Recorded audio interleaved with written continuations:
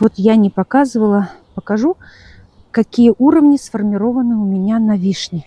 Вот он, первый уровень, скелетные ветки, да? 3.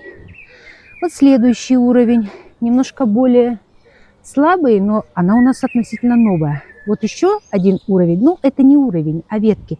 Здесь я очень надеюсь, ветки должны проснуться. А крону я сформировала идеально. Да, вот видите?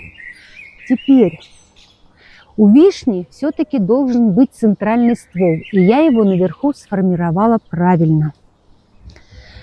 Вот сейчас я его дорежу, дерево, и покажу вам еще раз первый срез. Видите, вот сантиметров 50. Вот был второй срез. Это 40 сантиметров. Теперь оставляем одну заглавную. Здесь получается вот это.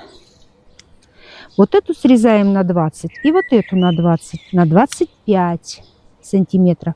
Вот эта веточка. Ее мы просто удаляем, потому что она растет в центр куста. Сначала вырезаем вот эту. Здесь 2 равные оставляем, потому что она боковая. А вот здесь явно видно, вот это растет в центр. И ее срезаем на кольцо. Вот эта боковая, ее срезаем на 25 сантиметров. Вот эту оставляем заглавную. Боковые срезаем на 25. Да. Вот очень хорошая наглядная веточка. В конце отрезаем. Не нужна нам листва. Нам нужны плоды на следующий год. Дереву 4 года. Вот эту ветку удаляем. Она растет в центр. Вот эту оставляем заглавную. Вот эти срезаем до 25.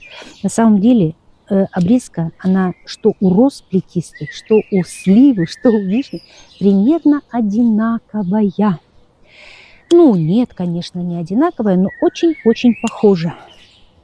Я в этом году научилась обрезать глицинию, и теперь поняла суть. Вот эту нет, вот эту тоже укорачиваем, потому что они наезжают друг на друга. Ну, вы знаете, что все ветки, которые перекрещиваются, растут в центр куста. Нужно, конечно, удалять. Вот эту вот 3, вот это 4. Все, что растет вниз от этих нижних веток или вертикально вверх, точно удаляем.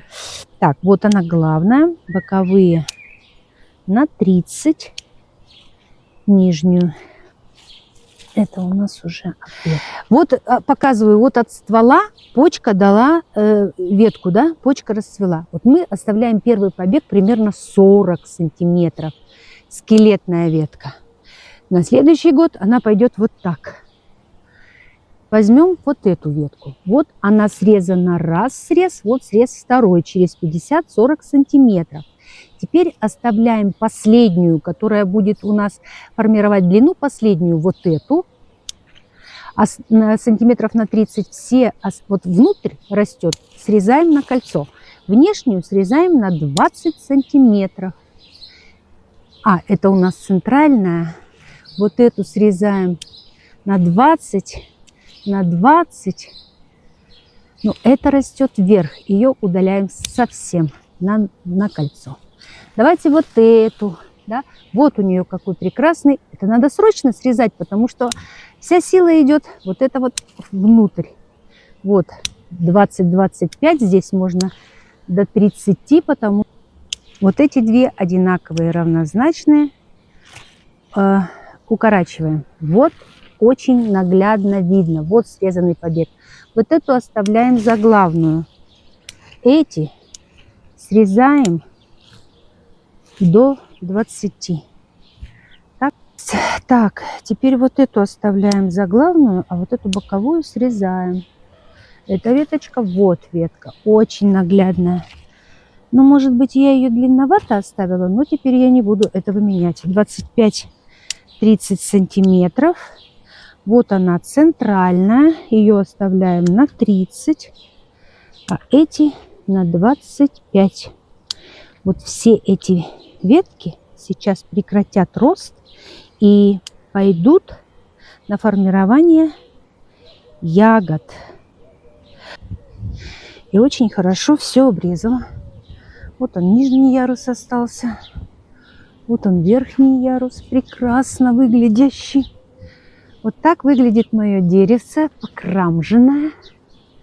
Но ботва нам не нужна. Нам нужно, плоды нужны. Это сорт Регина, немецкий, очень крупная, похожа на черешню. У нас есть в этом году вишенки, вот может быть вам видно. Но на следующий год, пожалуйста, приходите, будем проверять. Но я точно знаю, что если дерево не резать, оно не будет давать плоды. Или будет, но не хороший урожай.